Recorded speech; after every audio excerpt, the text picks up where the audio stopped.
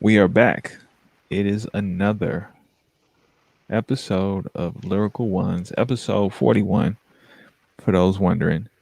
Um, let's get straight to it. Affluent, how are you doing on this March 17th, 2021? You know, some people celebrating some things, some people are grieving, and for me, I learned to take the ups with the downs, just like I was in Nottingham, man. It's not always easy, not everything is easy to carry. Some burdens are, heavy loads, and it's hard to move forward with them, and at the same time, there are buoyant, lighter things in life that some people focus on and try to navigate the world that way. I'm feeling good. I'm heartbroken. I'm saddened. I'm upset. Um, but I'm also you know feeling my own version of being a bystander at times. Living in this digital world and navigating from sometimes from social media and not always out you know you know doing everything I could. Sometimes it's hard to push yourself to the limits for the community, and even if I see myself doing great work, sometimes I can you know have to check myself and say, am I doing this for performative reasons, or am I being authentic and doing the work that goes unseen? Am I doing the work that's close to my heart? And am I being an ally and looking out for the people close to me, um, who are affected uh, by violence in this world?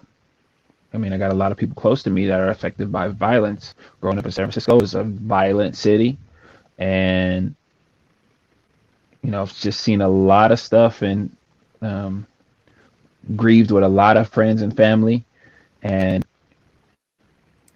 continue to do that and try to be a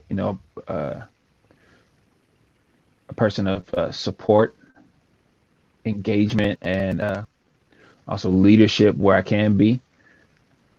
I know it's a heavy day, man, but Wednesdays are my lucky day.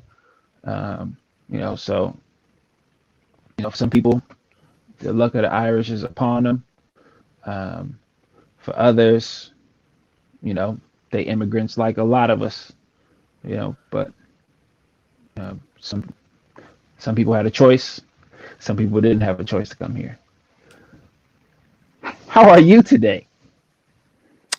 Thank you for asking. One, I just want to acknowledge, like, I appreciate what you said, like acknowledging kind of the complexity of what's going on, the multi-layeredness of it all, because if it echoes how I feel in the complexity of my position, my role, my identity, where I'm at in the world. Not to go too deep into it, but I got a call earlier from someone who was seeking just some words, right? Just to get some perspective.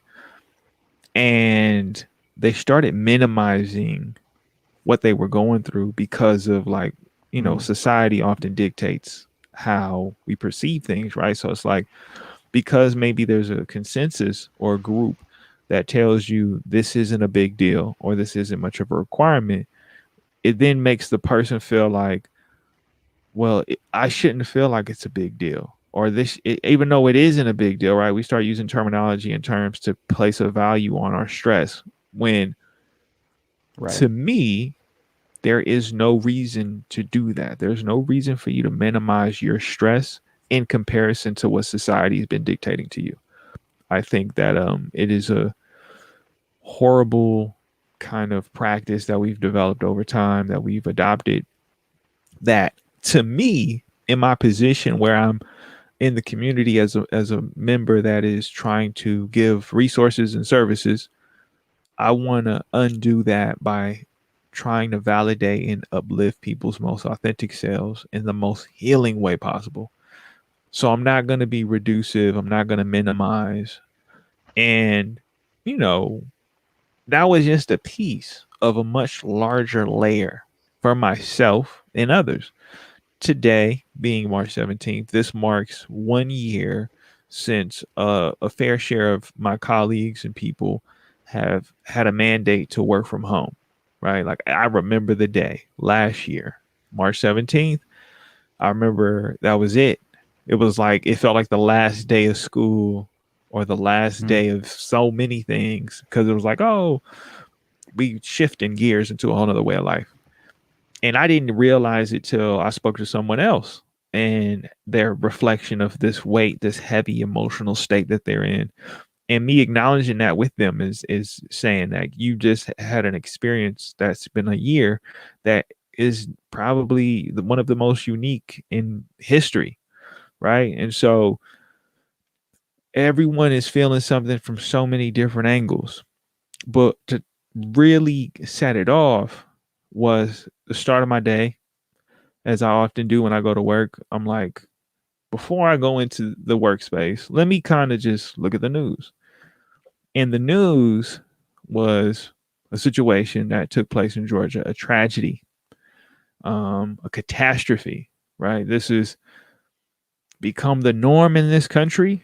This has become commonplace, where That's one, that's the we truth. are a country that is so accustomed to mass shootings and violence, and even more so now recently, the rise. And because it isn't that it hasn't been going on, it's happened. It's This has been a thing. This isn't something new.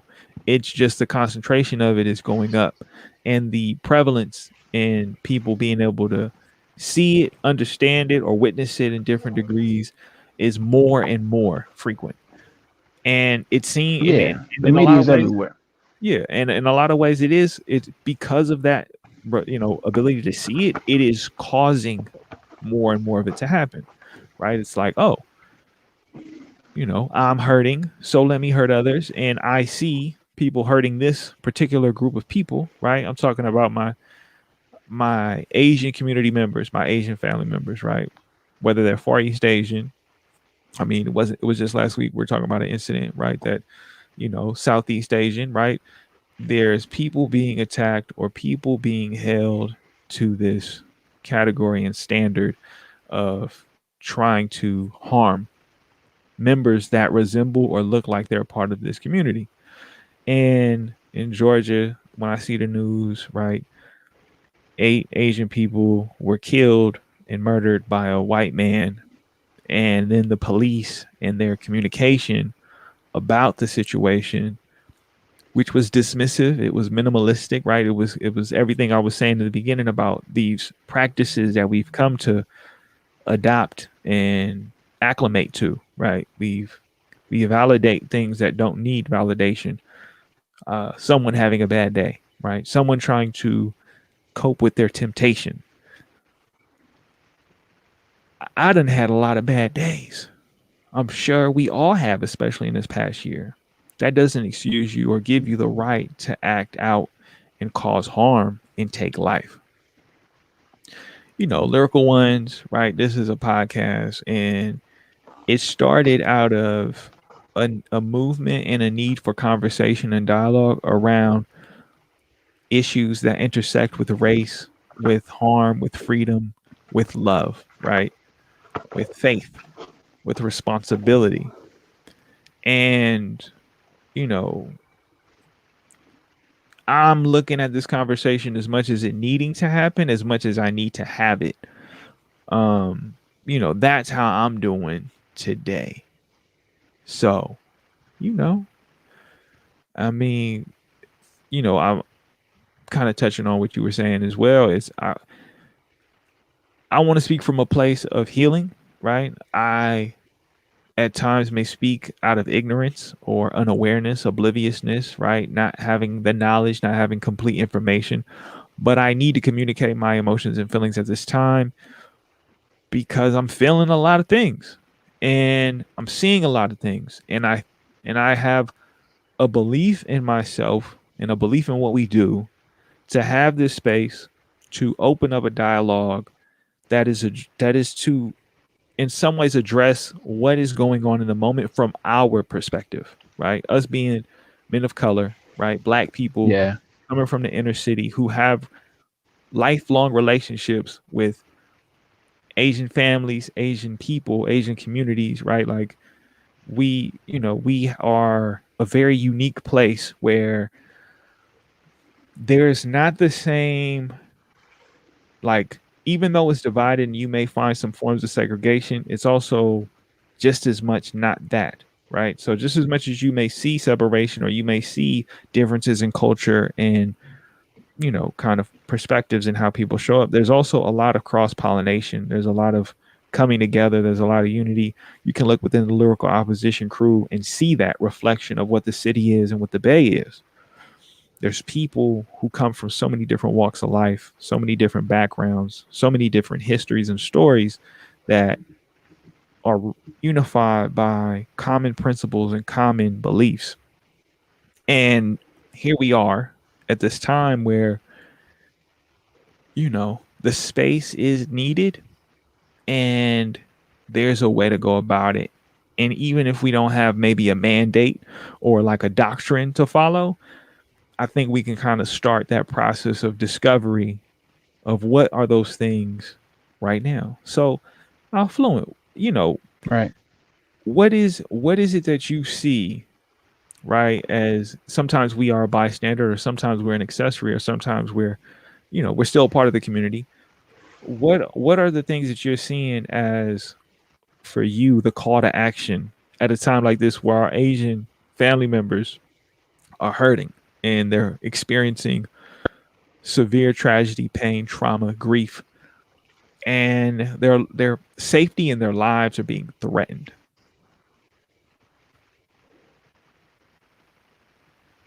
I don't know. Like for me, I think one, I think it's important, that in you acknowledging that we all have been through some bad days, and the mistreatment, the violence toward others is not justifiable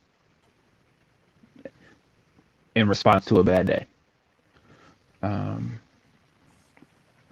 like the trauma from almost drowning is like the most tangible to feeling emotionally overwhelmed, right? Like the panic of being in over our heads and invites the strongest reactions of survival. Like, though it's understandable that individual reaction is not always acceptable in community, the damage to others can be irreparable, right? Like and it can spread across an entire country, right? Like, no one wants to hear over and over that someone that looks like you has been murdered. And the trauma that comes with that should not be the only thing that produces empathy amongst us. The the trauma should not be the only thing that produces bonds among between us. Um, and I think if we start from a place of hope and goals, I think we can start to create better support systems for people um, of Asian descent. Um, because those support systems should look like support systems for all marginalized and minority groups. The support system should look the same, but people of your background involved in directing people to meet your needs, right? It's like, again, right, it comes back to that equity is like I don't have the same needs as you don't have the same needs as me. Wait, we may have right the we should be striving for the same rights, but just growing up in different neighborhoods, you know, we have different needs, right? The park by your house is different from the park by my house, right? What happens at the park is different, right? The the the shooting around the corner from your house is different from the dog fights happening in front of my window or my front door, right? And so we may have, safety needs and rights, but what needs to happen to get us to and from our destinations, right, are different. And when we have authority figures, educators, counselors who are aware of these needs, then we can group together and start to identify, what programs exist, what programs don't exist, what programs, need to exist, right, to address those things. Um, because for whatever reason, we stop creating programs and then we stop backing the programs that exist, right? The programs start to become invisible. The the corporations start to, be in our face, and it's become more important to get our own, piece of the pie, our own share of the market, our own dollars up to get our own bag than it is to get the collective bag. And and the bag is not always financial, right? Sometimes the bag is the rights, the freedom, the liberty to move without defense, right? To play offense, to dream big, to be aggressive in your dreams, to be wild and radical with your dreams, and play the offense and not have shields and defenses up just to like counteract the interruption that may be coming. It's like we know that this system is created. I was talking earlier today. Like we know this is the system that's created welfare. That assumes to be a thing of support, and it's become uh, a beacon for judgment. Um, and we know that this system, destroys food safety, you know,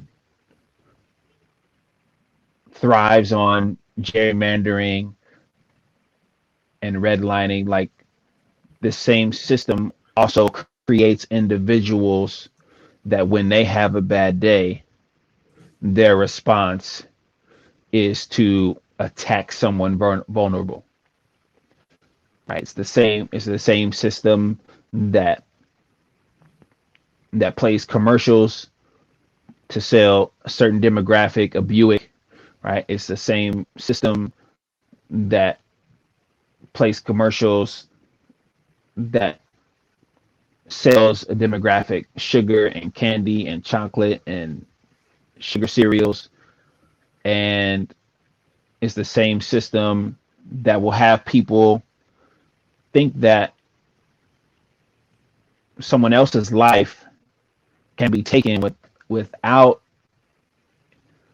remorse, without any guilt, and without batting an eye. And in one night, travel from place to place, from literally targeting people who are vulnerable because they know they're vulnerable, and they know that if the pattern they find is that all these people are of Asian descent, then people is not going to be as mad at me. If I go kill some white people, or if some white people are murdered, people may be up in arms. I might not survive the night. But if I attack a vulnerable minority group, they go walk me into the car. They won't bang my head. They won't throw me on the ground. They won't shoot me. They won't tase me. They may even get me a meal. And as someone who is also a member of a minority group, who's a person of color, um, like I have to start with my family to make sure that there's nothing being swept under the rug about biases, um,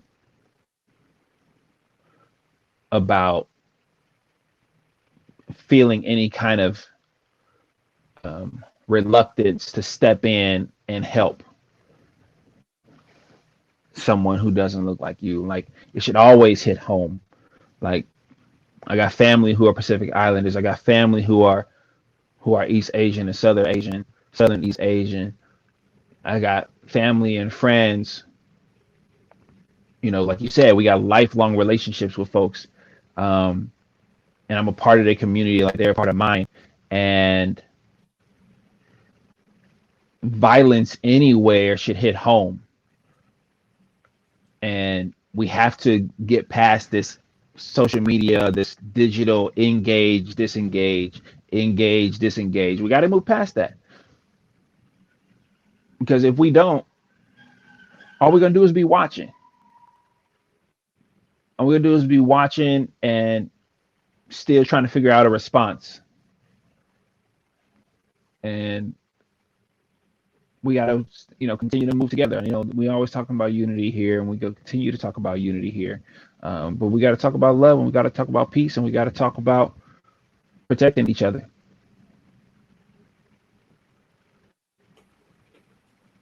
You're right. Um, Without a doubt. I just to piggyback off of that, going into the biases, going into the right, like showing up as a black person at a time like this, right? What does that mean, right? What does it mean to be black, and then to see your fellow Asian family members, your fellow Asian community members, right? Your friends, whoever, however you see them, see what they're going through, and not understand what your place is. Now, again, I've said this many times, it's the practice. And you have to figure out your practice, right? You got to know your capacity. You got to know your boundaries. You got to know your limits. For some, it's hard, right? It's hard to take your trauma, your baggage, your pain, and not want to try and play the game of comparison, right? Like what I'm going through, right? What I went through, what I seen, what my people go through, right? And then you start putting up those boundaries and those borders, right? Where it's not about you understanding yourself as much as now you trying to defend why you doing what you doing in spite of what's going on around you, right? Because your experience, right, doesn't exist in a vacuum. What you went through, your pain does not exist on its own. It exists in this world, and you are part of this world, right? I've seen it. I can identify with and understand why, right? But we at a time right now have to start to unravel and undo those practices, because those practices weren't they weren't given to us out of love. They weren't given to us out of compassion. They weren't given to us in the sake of empathy. They were given to us so that we don't come together. So that instead of playing the game of comparisons, we play the game of similarities, and we build on that foundation of where do we meet, because there are a lot of similarities, right? There is a lot of unifying factors, but when you are living in pain and you haven't addressed your pain, right? When you haven't started to process your pain, right? Because there's two things going on at the same time. We got a white man who decided to act out in a form of violence and taking lives. And then we got black people who are in the news, right? And it's not to exclude the Latin people or any other race or ethnicity or nationality, right? There's an attack that's being singled out on people who look like, who could be a part of, right? Who fit the description of people within the Asian community, right? And so to me, it's like There's a lot of layers, but we have to first come to, let's look at this side right now. Me being black, me seeing people that I know who they've gone through their fair share of trauma and they haven't processed it, right? They haven't did the time or the work to go through their own stuff. And it's hard to, it's not to say it's easy, and it's not to say once you start, it's just complete, you're done. No, I'm not saying that at all. What I'm Right. saying is you got to start. You have to start somewhere. Because if you don't, you're further deepening this form of hatred that will exist in you that is manufactured from a power dynamic that's not meant to help you, right? I'm gonna try Right. and put it in simple terms. We live in America. We just had 4 years of someone that had made very xenophobic and racist remarks against many different people and was very, very clear when it came to Asian communities. They went as far as to name the global pandemic that we all share in and try to change it into a, a ethnic a ethnic problem, right? A nationality problem, right? And now we're seeing out of that, as we've seen time and time again, this person, this former president, this former leader of our government who's done this, right? He did it in so many different ways, right? He gave so much power to people who, you know, and I know it's not, and I know a lot of people ain't ready to hear this, but I'm gonna say it, it's a lot of people who hurting. They hurting from a form of ignorance. They hurting from a form of just living inside of a bubble, right? They hurting because they don't know. To me, I take that as pain. That's not to validate the sense of like, Right. oh, that's okay. That enables them to do it. No, no, no, no, no, no, no. If anything, that lets me know they still human. Because if I don't see them as human, then I'm losing myself in this process. And I as much as I hate, as much as I may not like the actions, as much as I may despise and disgust the actions, I first have to realize for myself, this ain't for anybody else. You can choose and opt in or not, but I have to accept that they're human and this is coming from somewhere, right? Doesn't mean that it's necessarily real, right? Their perception is their reality, right? And I can see that reality is much different for me than it is for them, right? There's white people Right. who live in this fanciful world where everything is owed to them, everything should be theirs, right? That this world was made in their image, and anything that threatens that should be dealt with, right? I've seen it in so many different ways that gung ho mentality, right? I'm gonna just take it because that's the practice, right? That's what they was founded on. We can look no further than our current government and administration and their ability to kind of pick and decide what is of importance, right? Well, we gonna go to war, right? It's hard to Right. see how this is all on a spectrum and not on dividing lines, right? We exist in this spectrum, this multi-sphered space where it's not just one side or the other, right? Because coming from the black scope, I know I've had conversations with people where this is a common thing of mistrust amongst other ethnic groups, other nationalities, other cultures, right? That's baked in because the country we live in, that's the foundation. It's just mixed in. Now we have a responsibility if we choose to. I'm choosing to undo that, to unravel that, to restructure, to reform what it is and how we are. Because as much as I may be aware and as much as I may come with love and compassion and I do my best to embrace people, I still have to acknowledge the world around me. There's people who don't have that in them, who don't have that space to access. They don't have that practice or there's just it does as much as it's there, they're running on fumes.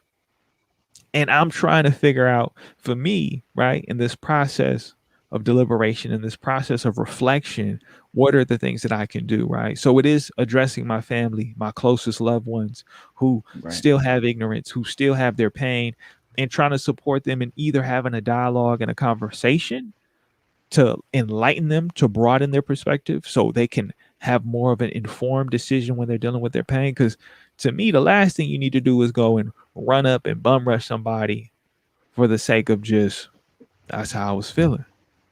Well, it's not even just because, right, it's that's how it's feeling. That ignorance, right, then opens up the door to scapegoating, right? Yeah. Right. So like if the person on the television, right, or the person the info news, the misinfo news, like whatever it is, right? It's like if they're on the television, on your source of information, primary source of information, you got the leader of the free world, or the United States of America, because free world, so many things not free. But if you got the former president saying that they are the problem, and in your ignorance, right, you say, well, I don't know any better, and he's in a position of authority, and it gets repeated to me, even if I have the occasional objection, right, with some form of the truth, what's going to stick is what's again repeated, what I'm hearing over and over, and that scapegoating like changes people's perspective of each other, um, especially when it comes to proximity. Like if there's no actual dialogue between groups who are neighbors, right, who live in the same cities, live in the same neighborhoods, live on the same blocks, and if you're not talking to the person across the street, somebody come up to you and say, "Oh, they said this about you," or "They don't believe in this," or "They think you wrong for doing this," or "They don't like you for doing this," or "They think what's happening to you, the injustice that's happening in your life doesn't relate to them," right? Just from people feeling like the person across from them is unreliable, not dependable, um, because they feel abandoned and alone, folks lash out. And scapegoating makes it easier for them to choose in which direction they're going to lash out, because in their ignorance, they don't know any better, right? Yes, they know that causing harm to people is wrong. Yes, they know that violence is wrong. But in their pain, rooted in their ignorance,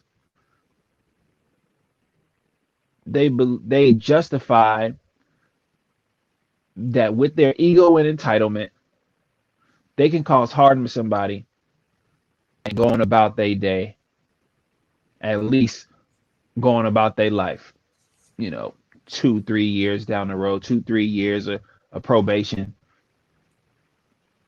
4 years of time served, good behavior, right? It's a it's a drop in the bucket. Say it was worth it. I was having a bad day, and now I can tell everybody about it when I get a chance.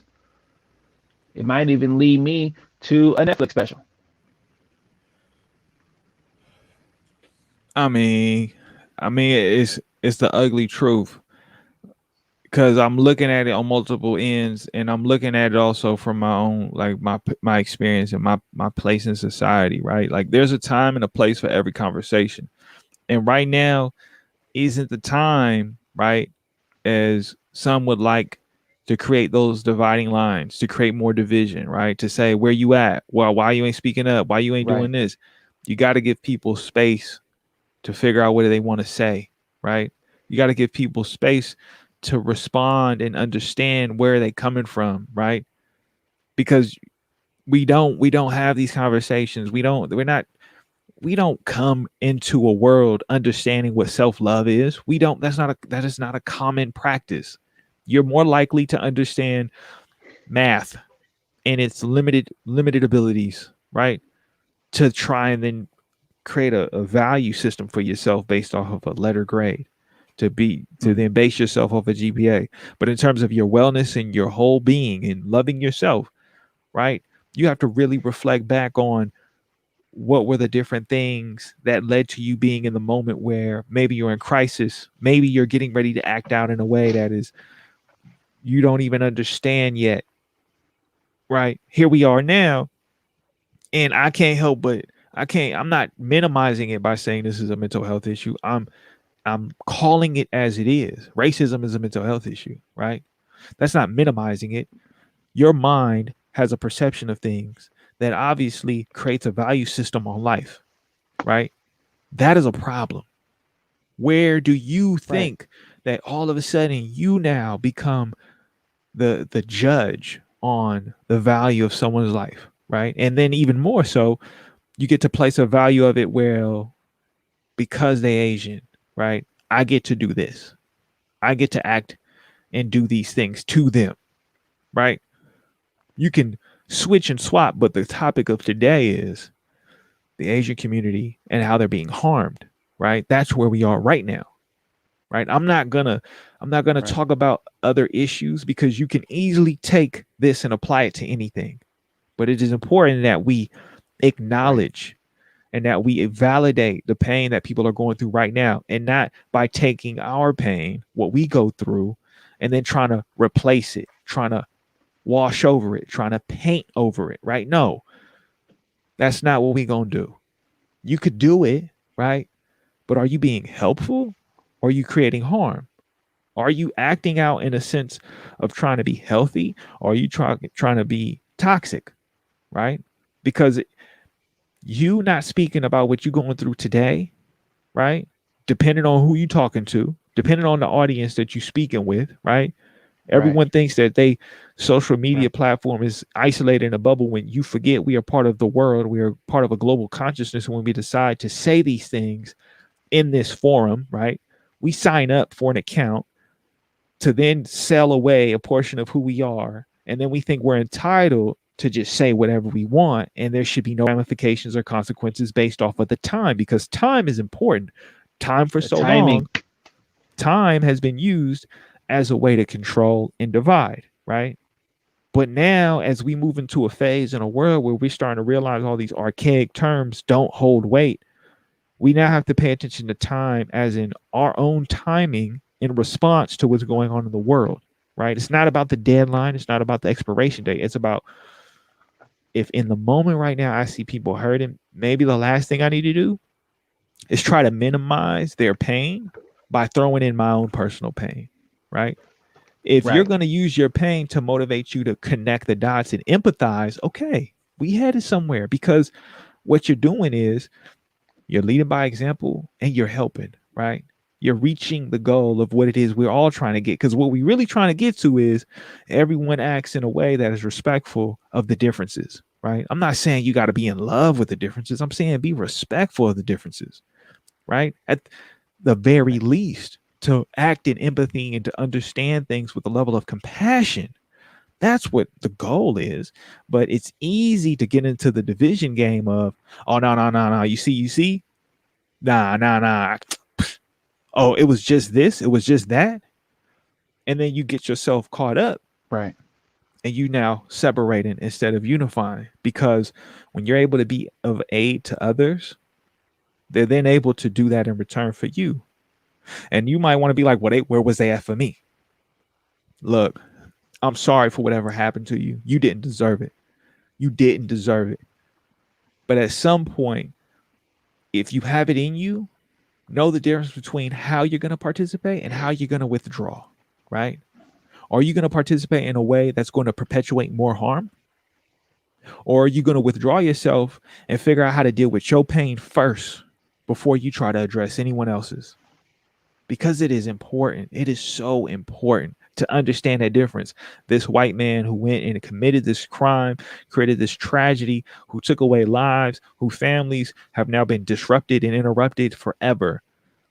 This man said he was having a bad day. This man said he was trying to cope with his temptation. No, what you needed, you did not have. What you could have did, what you should have done, you didn't do. There is services, there are opportunities, and I don't know what your community looks like. I don't know who's around you to support you or engage with you in a meaningful way where you can feel safe and be authentic to then say, look, this is what I've been thinking about.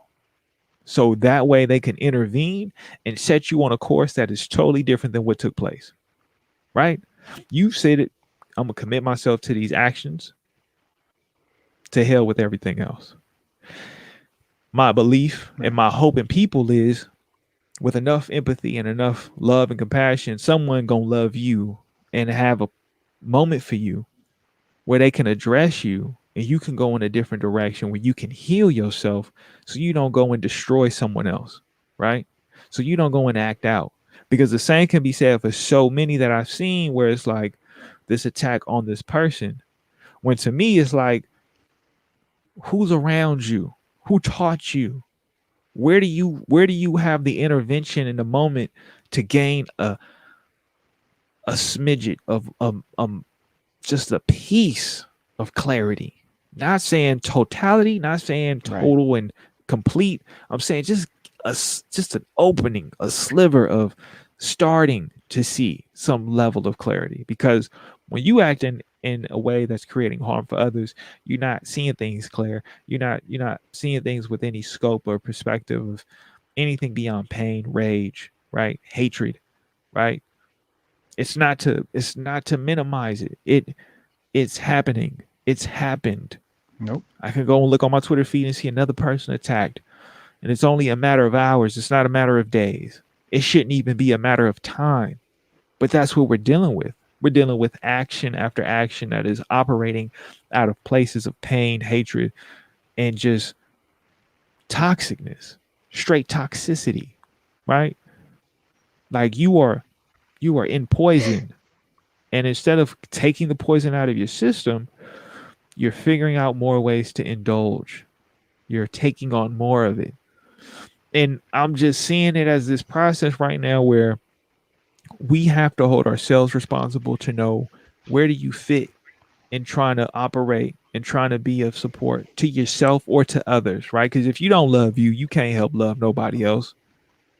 But if you Man, sitting there and you playing a game of like, psh, yeah, I'm finna go do something next. There's something that you need that's to that to address, that self hate is right? serious, bro. It is. Come on now. I said it before, I say it again. Slavery ain't end. They just changed the terms of Nah, engagement, right? It's, they just oh, moved well, the let me put fences. you, yeah, let me put you from living on a plantation to living in a penitentiary, right? Instead of me taking you, let me set you up to put you in a position to commit an action that can guarantee your existence in slavery, right? And people opt in because Instead of and, and man, instead of let me create a currency, let me print some paper from the cotton you've been picking.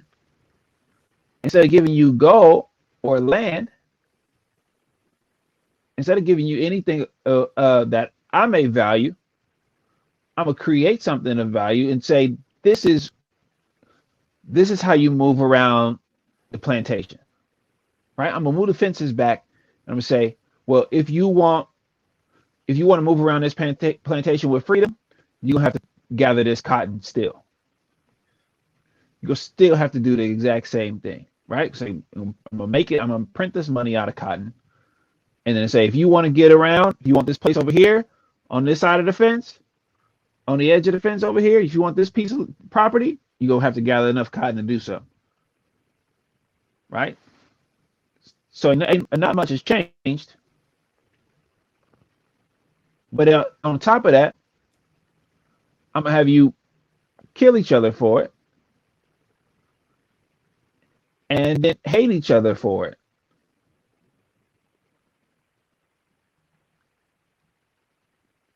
Cold game. cold game, super cold. I just it's when we started the podcast last year, right? It was out of what happened with George Floyd, right?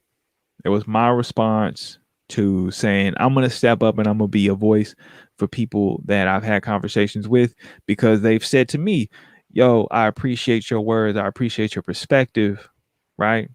Could you be a part of this?" And I'm like, "Yeah, I'm going to be a part of this." And right now, it's not about me being black and the pain that's done to me. That's not what this conversation is about. This is about my Asian family members, my Asian community members, my Asian friends, and the pain that they're experiencing, and me being an ally and saying that I'm here for you, that I'm going to figure out what it is that I can do from the most passive to the most direct, right? From the most indirect to the most just assertive. What is the ways that I can show up As an to be an outsider. ally? Yeah, to be an Yeah. outsider to support you in what you need, right? Is that me holding my friends and my family accountable for their own self hate and their own racist beliefs? Yes. Is that me not validating the existence of the hatred, right? I can't validate it. I can be aware of it. I can acknowledge it. But I don't have to validate it by saying, you know what? Right. I feel them. Nah, I can't let the ignorance exist and be Nah. perpetuated and grow. I can't. Because as an ally, it's my responsibility. When I see the conversation had, I got to say something. When I see a moment where something's about to go down, I have to ask myself, what is my role in this? Am I a bystander? Or am I going to record this? Am I going to call somebody? Am I going to ask for help? Am I going to engage? Right? Do I assess my own personal risk and what I'm going to get myself involved in? Right? Everyone has to negotiate and figure out those things. And I'm not going to blame you for being a bystander, but I am going to say there's so many different ways that you can be a part of something. That doesn't mean directly intervening, right? Because it is those conversations that will then lead to change, right? It's those moments of love and being able to address the ignorance and then be able to destroy the ignorance, right? You ain't gonna be able to get the ignorance out of somebody being like, you're wrong, right? As much as we want to Mm. do that, right? I got to give you space to be wrong so you can learn how to be right. I got to make the learning Yeah. experience, right? I got to be able to come in not with my own pain of disgust and anger and charge in. I got to be able to accept you as you are in the moment and then figure out what is the Right. course of action to support you and you're being able to discover and reach the truth because killing people ain't the truth, right? Being able to destroy and cause harm to others is not the truth, right? That is you acting out in different forms of a lie. Because when we ask you why, the most recent person said it's because he's having a bad day. And on the scale of what to what, does that even, oh, well, I'm having a bad day. Let me go kill these people, right? Let me go do something that's going to change everyone's life for the worse, right? There's no good to be said about what's going to come from this. All we can do from here on out is do our best to make good, to commit ourselves to good. Because the harm, the toxicity, the poison, right? This ain't the way. Yeah. And I'm looking at it, like I said, from a Nope. scope of how do I hold myself accountable? How do I hold my community accountable? How do I show up as an ally? How do I be a support to those that need the light, that need the stage, that need this moment? Not try to play the game of comparison by ripping someone down, by interjecting my own pain, interjecting my own personal trauma, right? I'm going to use my trauma as a way to inform my decisions, right? I'm going to sit there and I'm going to decide, okay, how has others helped me when I was going through my pain? And then how do I repeat that process instead of how did people hurt me when I was going through pain? How did they add on to it and Nah. let me act out of that, right? Nah. Do Let unto me let me others. let me listen. Yeah. It's time for listening and lifting up those voices who are hurting. Um, yeah, definitely not interjecting our own my own pain, but to take a stance and say this injustice is real, your pain is valid, it's heard, it's seen, and I want to be a part of moving you, helping you move towards your needs, not just for you, but for your family, for your community. Um, without grabbing a mega horn and say, I'm hurting too. Like, yeah, that's great. But it's so important that we lift up those who are steadily looked over, even in their pain, even in their tragedy, even in a mass shooting. People are trying to look over them and leave them out of a conversation where their needs are important. And it's like, if my house was on fire a week ago and they held me down and looked out for me, made sure I could get to work okay, or make sure my kids got to school okay and carpool with them. If something happened, if it's arson going around the neighborhood, around the city, and somebody else's house is on fire, then all the houses don't matter, just the one that's on fire. And we can't belittle the sense of urgency that's in people's lives right now. We can't diminish that and say, your house not on fire too. What did you do when my house was on fire? I'm at the other end of the block. I can't do everything. Yo, you had already had help. Hey, you gonna We call can't say, oh, well, 911? you are. You gonna call the Man, fire department? I ain't finna call the fire department. Nobody called the fire department for me. Oh, okay. So that's what we right, doing. right. So you gonna do this, you gonna do it exact, take the same stance that the person who's committed murder is doing.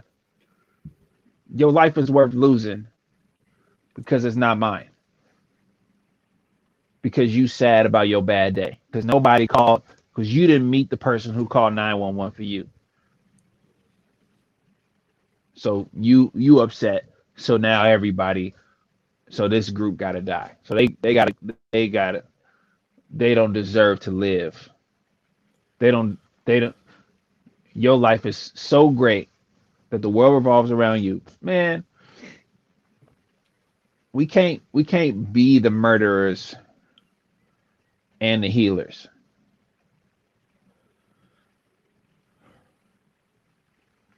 That's what the medical industry is for.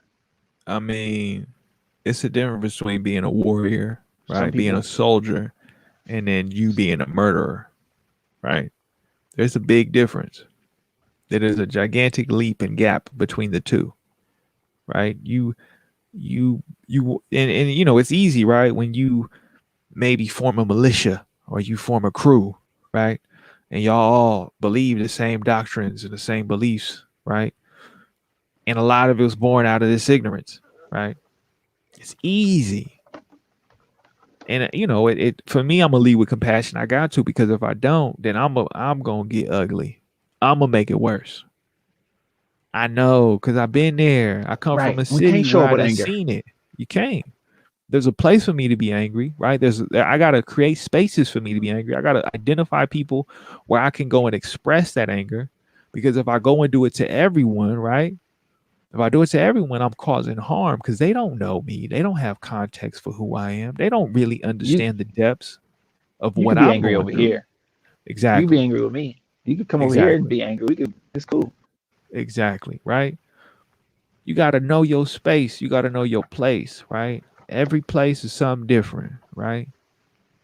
You could go to the beach and get some sand. Right.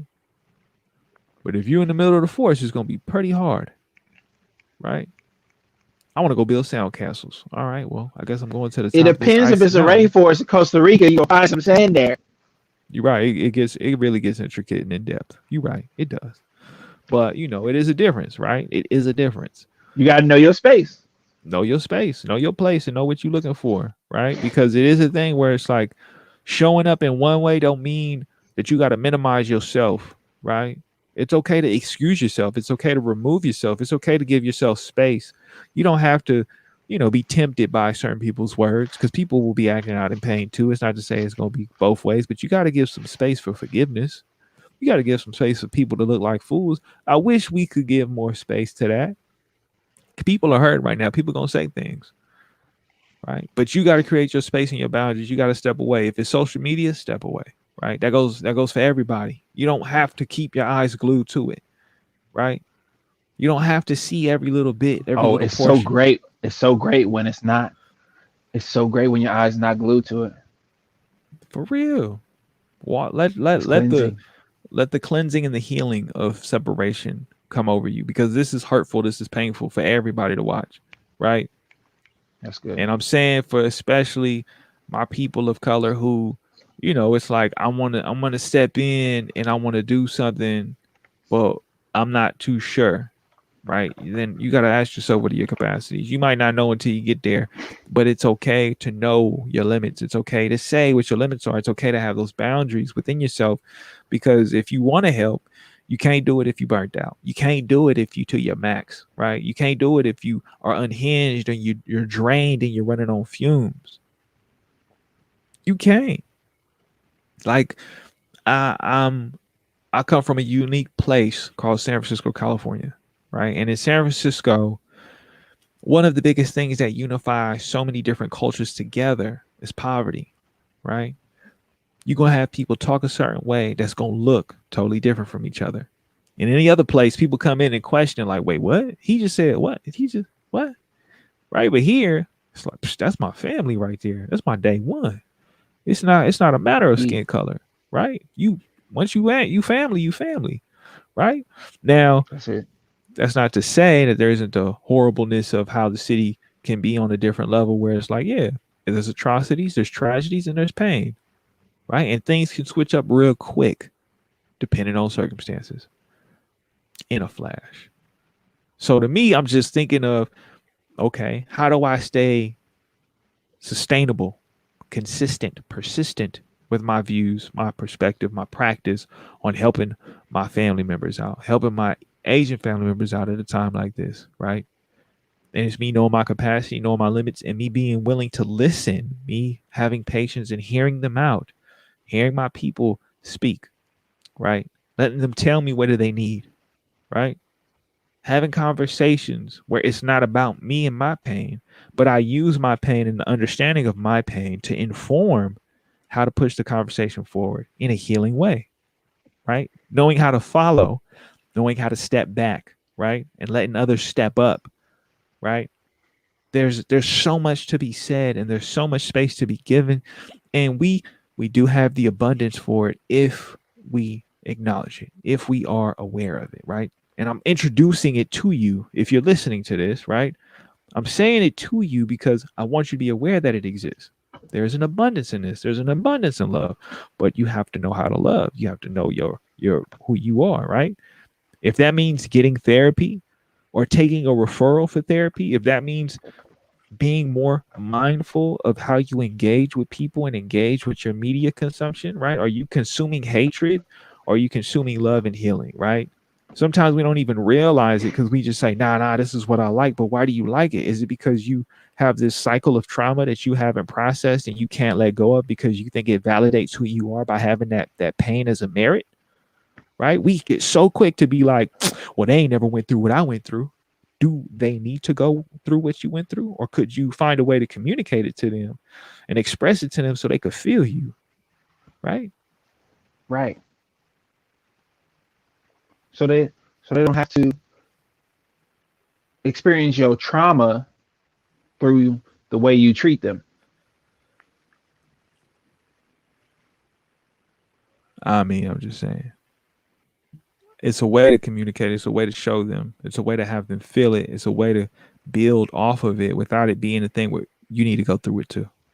Because I'm gonna keep it real. That's that oppressive by the bootstraps white supremacist mentality that has been perpetuated and thrown. That's exactly what it is. They just put it on everybody, right? Like, oh yeah, well you ain't been through what I've been through. What do I need to? If Martin Luther King was fighting for my rights to have these freedoms, do I need to go through that again? Right? If the fight was had, should we have a new fight? Should the fight be different? Should things evolve? Should things grow? Right? A lot of times it's hard for people to let that go. For a lot, it's like, nah, I want you to feel the losses I had to feel. Why? Why do you want to put me through the pain you went through? Right? I see your pain. I want to understand your pain and let me learn so we can heal from the pain. Right? But oftentimes we get lost in the pain and we think, nope, I need to carry it over. I need to give you that. My sense of lack of control and where I sit in society and all the different things it's done to me, I'm now going to do to you in this one instance. I'm having a bad day. Nah, right? You Yeah. telling me about how you feel about your pain, and I'm like, nah. Let me minimize how you feel in light of what I feel. Instead of Yeah. sitting by your side and letting you express yourself and giving you a shoulder, right? It's hard, but I'm not saying that it's gonna kill you. I'm not saying it's gonna destroy you. The hard things may just build you up and make you better if you're willing to commit yourself to it, right? It is nothing for me to go and chop down a tree or set a forest on fire, but to water the seed that will then sprout and have leaves and bear fruit, that's going to take some time. It's going to take some energy, right? It's nothing for me to take your life, but the 9 months up until you being released into the world, and then the time for development for you to learn how to speak, how to operate, how to navigate. It takes time, it takes energy. There's this divine and natural scientific world that we just all ignore, right? We get so caught up in our destruction and the ability to destroy, we forget that the fundamentals are right in front of us. It takes time, it takes energy, it takes New life. patience, right? You want to build something, you want to build the pyramids, right? It's going to take some time. It's nothing to throw some bombs on that thing and blow it up, right? But the majesticness of it, the long lasting qualities of it, are in its ability to exist for so long, right? And that's how I view our relationship together as people. It's not about destroying. Now, our fight isn't in destruction. Our fight is knowing how to reciprocate energy and shift it, to change its momentum, to apprehend it and change where it goes, to stop the velocity or change its variation, but it's not to destroy it. That's not what I'm saying. And I know there's those that wish to destroy. And I'm saying maybe we could, through compassion, conversation, through patience and time, let them see things differently, right? Give them space to grow and to explore and to discover for themselves, right? Because when you live in isolation and you're in a vacuum, it's easy to create this reality that is non-existence anywhere else, right? It doesn't apply to others. It just applies to you. And as the world gets smaller, because it is getting smaller, right? Our ability to interact with each other is more and more frequent. Our ability to see each other is on a whole different scale, right? I mean, you could go get Duolingo and learn a bunch of languages. And that's changing the dynamics of engagement in relationships. As that happens, my hope is that we're able to change things for the better, for healing, for health. I'm not saying I've always been the most healthy person. I've had my toxic days. I've had my toxic relationships. I'm still working through some toxicity, right? There's still some things happening in my life that I'm still trying to process and deal with and understand. But I've put in a lot of work and I'm here to let others know you could do it too, right? As crazy and as silly as it may be from a dude wearing a luchador mask and has gold teeth in his mouth and he's talking on his podcast. But that is the reality. That is the reality of the world we live in, right? I'm deciding anonymity means more to me than having everybody have access to me because that's my boundary. That gives me the space to show up in the Right. community to be the person I need to be, right? It may seem extreme to you, but when you've done the tango for as long as I have, you understand what kind of shoes you need to wear to keep the dance going. You understand when you need to sit down to heal. And this is one of those ways that I create those spaces and get the tools that I need to still show up and be the person I need to be for the people that need me. Whether that's my family, whether that's the people I directly have contact with within the community, or that's me being here on episode 41 of the Lyrical Ones podcast, where we're talking about race and our relationships within that and the dynamics of tragedy and how we process that. I'm just trying to be there for you, all of you, whoever you are. That's that's me. That's what I'm saying I'm willing to do. I'm not saying you have to do the same, but I want you to think critically. I would hope you can think critically. I'm hoping that you can have a conversation with someone to enlighten and experience, to show that there's maybe more for you to gain and learn, because through that we can stop this harm. We can change the world. I'm one of those. Yes, I'm one of those. I believe. I believe. I And believe and in for you. me, and for me, it's a, it's important that I acknowledge when I'm stressed, because I still have harmful ways that I respond to stress that that can have me show up in an unsupportive and sometimes negative way to the people around me, right? Even when I want to be in a place of support, even when I want to do good, sometimes my response to the stress that's in my life, right, will hinder me, right, inhibit me from showing up in a way that I would prefer to, in a way that's helpful, um, and healing. And so the ways that I acknowledge that sometimes is through, right, through exercise, right? It's like I'm taking the exercise and applying stress to my, my body, to my mind, right, to my respiratory system, taking this stress and learning that it's not the end of the world, right? Learning every time that even when I'm overwhelmed in some way, that the world is not going to end. And because it's not going to end, I don't have to respond in a way of defense or in a way of combativeness, right? I can respond in a way where I can still listen, I can still take in what's happening around me, and that practice I can then take through the rest of my day. I can take into relationships beyond self and in community. I can practice those same things of when I'm stressed, right? I can take in and acknowledge what's happening in the world, what's happening with other people, instead of projecting or responding in a way because I feel like I'm overwhelmed. I can shift, right? Take that energy, right? Grasp it and shift it so that I'm able to reciprocate what's happening around me and the love that's being shared, or the harm that's being felt, and say, let me sit with these feelings with you and remind you, one, that you're not alone, but also that it's not the end of the world, and that though you feel overwhelmed, you don't have to respond in a way that can harm you or harm others.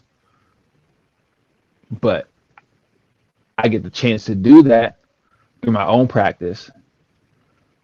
And I would encourage all of us to find those things, find those ways that we can acknowledge what's happening with us, um, so that we can be better in community. No, that's real. I appreciate that. You know, be better in community. To me, community means so much. It's everything. My community, being a part of the community, um, having community means so much. And being me being outside of a community means just as much, right? Me knowing my role, me knowing my place, me being of support to those of every community. To me, that matters. It's important. We have to think and be uncomfortable, because a lot of what became comfortable with was made to oppress us, to made to push us down and keep us in a certain place, to keep us in a certain order. And I know change is scary for so many. I get that. I know. But I can't front in saying that we need change. It's necessary. Because if we keep going in the same way and people keep asking for different results, that's insanity. And that ain't a good, it's not healthy. It's not a good Yeah, look. So, I'm hoping that people are able to take away, you know, what it is that we're getting at, what we're trying to say, and knowing what space do you occupy, how do you show up in a space, knowing how to be of support to those that are going through it right now, right? And Yeah. given the time right now, I want to give a moment of silence to those that we lost today, that those that we lost yesterday, for those that we've lost in the duration, right? For all the abuse, the attacks, for those that have been hurt and put through pain. I want a moment of silence to acknowledge my Asian community members, my Asian family members, my Asian friends. So let's do that now.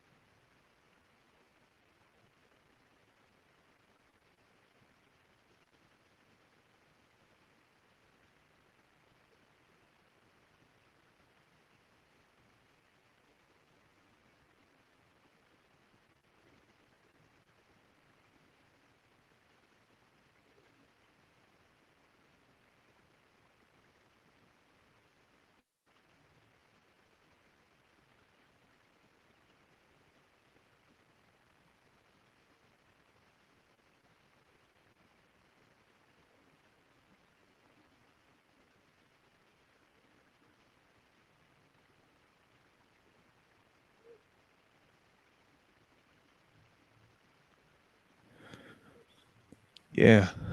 I mean, we need those moments of silence to reflect, to sit back, to think, to process, to breathe, to heal.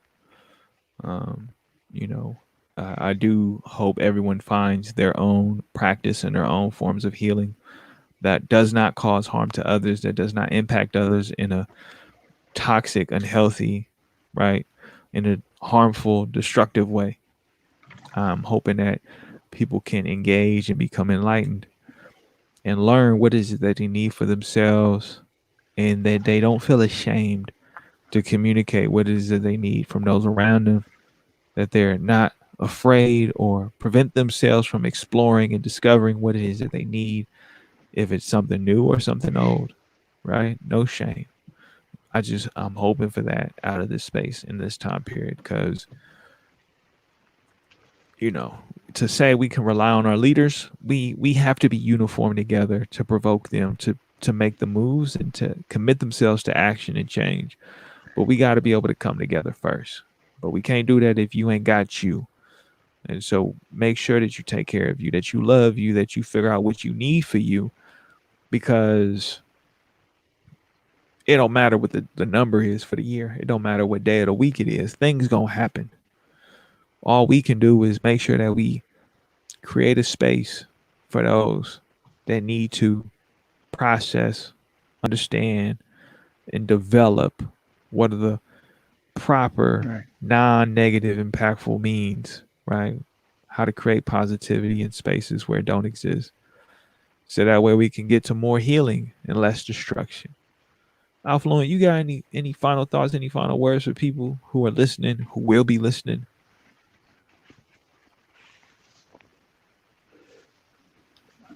I hope we can continue. I hope we can continue to stand up for each other. Um, People of color, women of color, that we can stand up for ourselves, stand up for each other, uh, and not just because we're all in pain, but because we want to prevent the pain of the past. We want to prevent the harm of the past. We want to prevent these tragedies, because that's what justice is, right? When love shows up, right? Justice is love in public, as Cornel West said, right? I want to move that way. I want us to, keep that on our hearts. So we go finish out this week, we'll finish out this winter, um, and as we move to spring, I hope we remember that the work that it takes for new life, is worthy work that takes patience, that that takes energy and time, and intentionality. So new as we create new things, we we move with intentionality together, um, as creatives, as those who can create and imagine a better world. Um, we can be patient and intentional at the same time, be driven to do so. Episode 41. Episode 41 of the Lyrical Ones podcast. Thank you for being here with us. I'm appreciative of the time and the space for those that contribute and share their energy by listening or participating by chatting with us. It's always, as always, appreciated. We're always thankful and grateful for you. And Affluent, I appreciate you as always being here. 41 episodes in, we knocked another one down. And as we like to do at this time, as most times.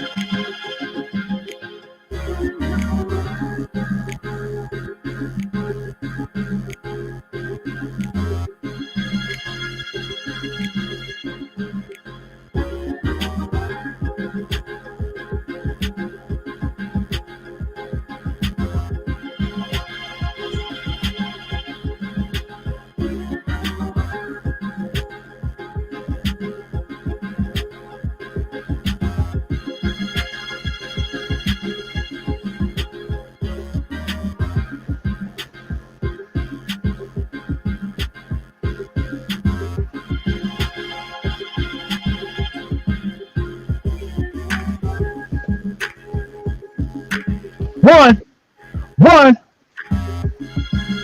one.